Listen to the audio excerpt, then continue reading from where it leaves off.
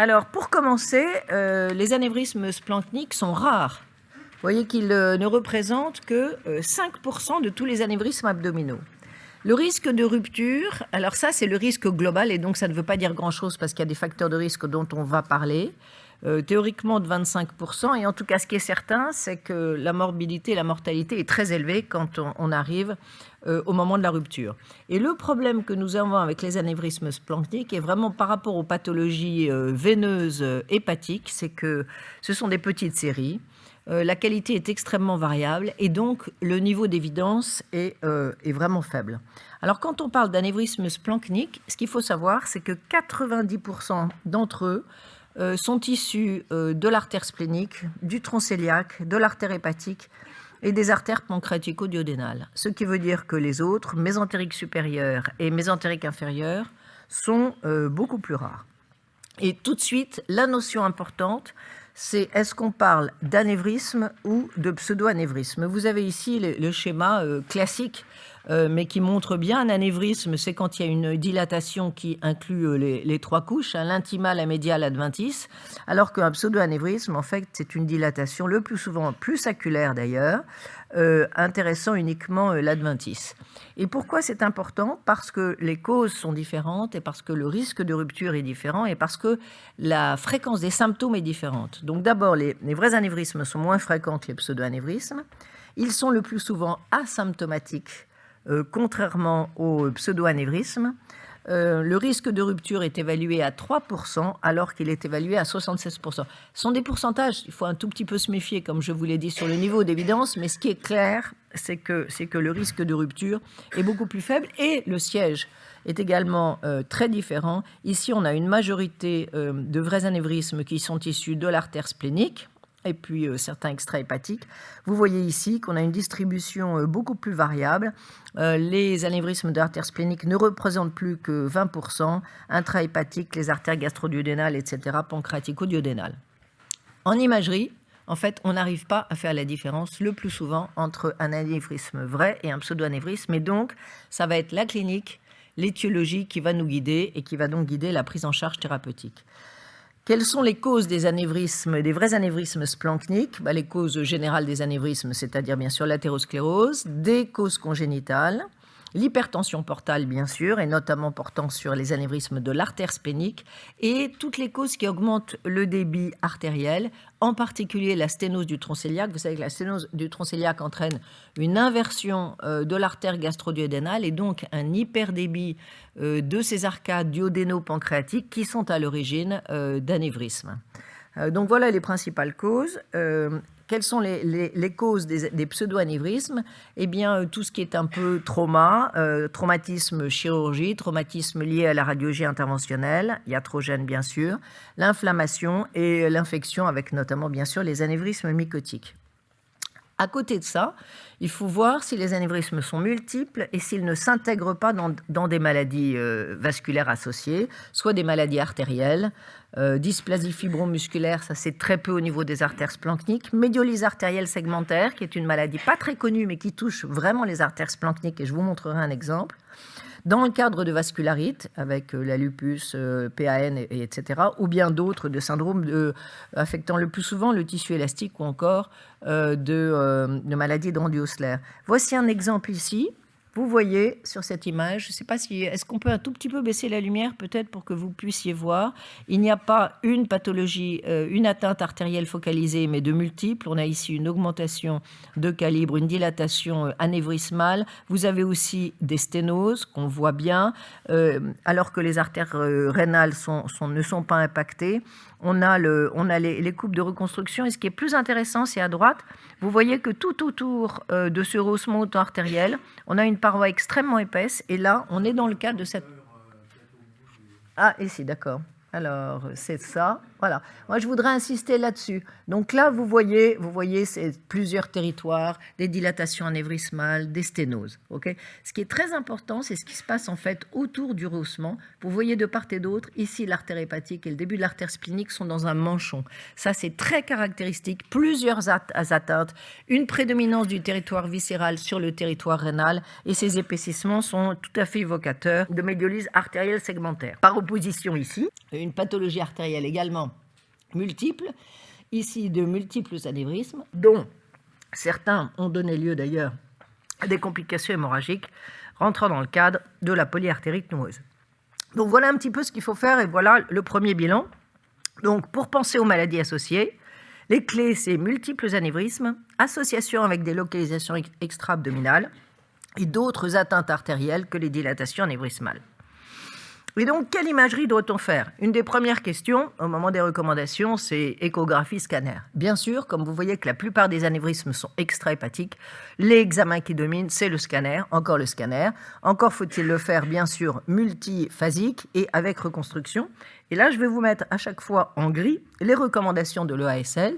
Oui, le scanner est bien mieux que l'échographie pour le diagnostic et pour planifier le traitement des anévrismes de l'artère hépatique, et il doit être très bien techniqué, bien sûr avec un temps artériel, mais pas que, et également donc des reconstructions qui permettent de voir ici, de pouvoir mesurer les anévrismes, de regarder les sacs, de regarder les branchements, et ici on a 2 anévrismes volumineux aux dépens de l'artère splénique. Une fois qu'on a fait le diagnostic, on va rechercher les causes, donc et puis après, on va faire un bilan.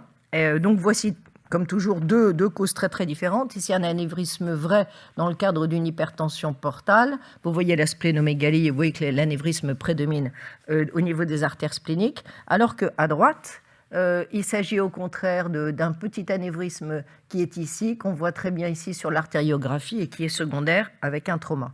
Et donc, qu'est-ce qu'on va chercher? On va chercher des signes d'hypertension portale, qui vont augmenter le risque d'anévrisme vrai. On va rechercher les maladies associées, on vient d'en parler, et on va chercher les facteurs qui sont à l'origine des pseudo-anévrismes, c'est-à-dire trauma, chirurgie, infection, inflammation. Alors, quelques exemples maintenant pour illustrer les anévrismes vrais. Vous avez ici, en haut à gauche, un anévrisme congénital aux dépens de l'artère splénique. En haut à droite, un petit anévrisme aux dépens de l'artère mésentérique supérieure, mais vous repérez tout de suite une calcification dans le cadre d'un athérome. Ici, on repère des anévrismes sur des artères pancréatico-duodénales, des arcades qui sont dilatées, et en même temps, vous voyez que sur la coupe coronale, on a une sténose du tronc cœliaque. On est bien dans le syndrome de ligament arqué et ces anévrismes qui se développent sur les arcades. Et enfin, bien sûr ici, un exemple d'hypertension portale.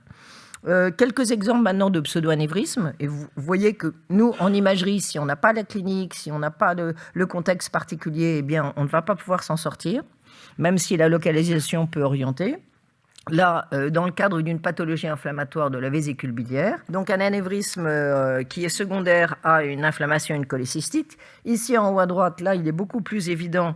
Et donc, c'est un anévrisme post-opératoire après une EDPC. La chirurgie pancréatique est très pourvoyeuse de pseudo-anévrismes parce que c'est de la chirurgie compliquée, parce que la fistule pancréatique entraîne tout un tas de complications et d'érosion, notamment de la paroi artérielle, qui sont à l'origine des pseudo-anévrismes.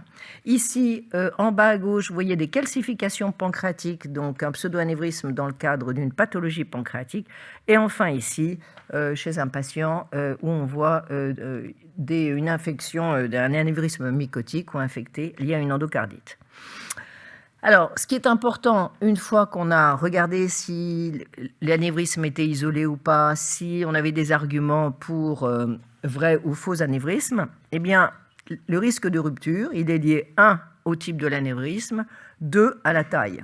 Et enfin, il y a quelque chose de très particulier avec les anévrismes de l'artère splénique, sans qu'on sache très bien pourquoi. Il y a 2 situations où le risque de rupture est plus élevé, c'est la grossesse, et notamment au moment du 3e trimestre, et la transplantation hépatique. Et donc, on va faire souvent un traitement préventif des anévrismes, même s'ils sont de petite taille dans ce contexte. Et donc, voici les guidelines. Lorsqu'on a des anévrismes de l'artère splanchnique, on analyse la taille, le type, la localisation, bien sûr en faisant un scanner. On identifie les patients à risque de rupture, pseudo-anévrisme versus anévrisme vrai, les situations à risque dont je viens de parler. Et voilà, donc on en est là. Alors maintenant, qu'est-ce qu'on fait des vrais anévrismes? Comment on les prend en charge? Eh bien là, on va raisonner en dehors des situations à risque, artère splénique, hypertension portale, transplantation, grossesse. En fait, on va raisonner sur la taille. Et il y a un seuil qui est vraiment sort dans la littérature, qui est 2 à 2,5. Alors, on ne peut pas dire si c'est 2 ou 2,5, c'est pour répondre à la question de Lucille l'autre jour, parce qu'en fonction des études, ils ont pris 2 comme seuil, d'autres 2,5. Ce qui est clair, c'est qu'il y a un risque excessivement faible en dessous et beaucoup plus élevé au-dessus. Et donc, on va considérer qu'un anévrisme vrai, qui est en dessous de 2 à 2,5 cm de diamètre, chez un patient asymptomatique, eh bien, on propose une surveillance. Et on va discuter après comment on fait la surveillance. À l'opposition, lorsqu'ils sont symptomatiques ou lorsqu'ils dépassent 2 à 2,5, ou bien lorsqu'ils sont rapidement évolutifs, d'où l'importance de la surveillance, c'est un traitement qui va être fait, qui va être le plus souvent fait par voie interventionnelle, et on va voir pourquoi. Et enfin, comme je le disais tout à l'heure, dans les situations à risque, pour les anévrismes spécifiques de l'artère splénique, femmes enceintes ou femmes avec un désir de grossesse et candidats à la transplantation, le risque de rupture est beaucoup plus élevé. Et on trouve dans la littérature, quand on fait une recherche, par exemple, anévrisme de l'artère splénique et grossesse, il y a très peu de séries bien sûr, mais vous avez des dizaines et des dizaines et des dizaines de cas cliniques. Quel management pour les faux anévrismes? On va être dans une situation différente, car là, le risque de rupture est beaucoup plus élevé. Voici un exemple que je vous ai déjà montré tout à l'heure. Vous voyez le petit anévrisme qui est dans le lit vésiculaire, voilà, ici, qu'on voit très bien sur l'artériographie et qui a été traité par voie interventionnelle. Et donc là, c'est assez simple. Le traitement s'impose et de première intention, c'est un traitement interventionnel. On sait aussi que dans les anévrismes des arcades duodéno-pancréatiques, notamment ceux qui sont secondaires à une sténose du tronc cœliaque, ils sont à risque élevé et donc on va proposer également un traitement, y compris lorsqu'ils sont inférieurs à 2 cm. Alors pourquoi la radiologie interventionnelle d'abord en première intention avant la chirurgie? Là encore, beaucoup de séries, peu de travaux prospectifs. Les travaux les plus récents et incluant le plus grand nombre de patients, c'est une méta-analyse de 2020. Vous voyez qu'il y a un grand nombre de patients avec des anévrismes, mais la plupart, comme souvent, parce qu'ils sont beaucoup plus nombreux, c'est de considérer les artères rénales. Là, on a deuxième localisation après les artères spléniques, puis les artères hépatiques. Hein, c'est la fréquence habituelle. Qu'est-ce qu'on observe? En fait, quand on regarde, il n'y a pas de différence en termes de mortalité.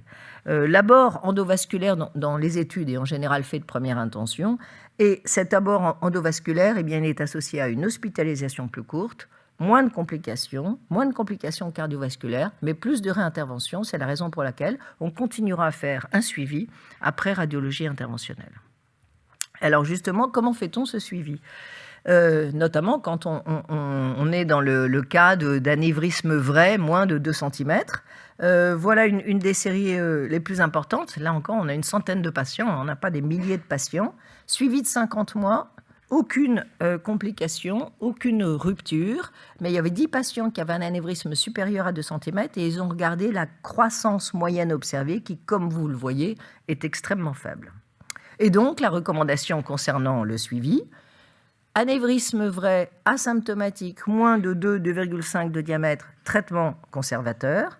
On suit par un scanner toujours, bien sûr multiphasique. Ce scanner, on le fait 6 mois ou 1 an après le diagnostic initial et après tous les 3 ans s'il n'y a pas d'évolution. Quel suivi après radiologie interventionnelle? On va continuer de les suivre parce qu'il peut y avoir, malgré une efficacité primaire initiale, éventuellement des récidives. Quand, comment, on ne sait pas très bien. Donc, il est raisonnable de prendre la même, je dirais, le même suivi que pour ceux qu'on n'a pas traités. Donc, de 1 à tous les 3 ans, c'est ce qui a été proposé dans la littérature, et de traiter s'il y a une augmentation de taille importante qu'on considère supérieure à 5 mm par an. Et la surveillance est plus rapprochée chez les patients qui ont une hypertension portale, car c'est le seul facteur de risque retrouvé dans les anévrismes de l'artère splénique.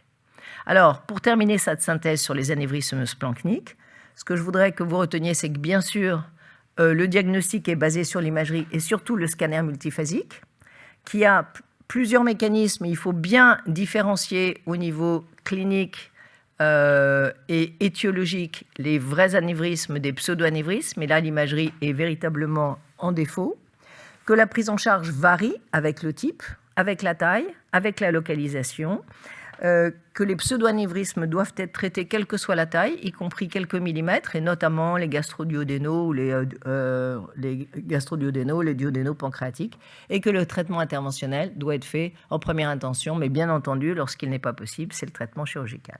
Merci beaucoup.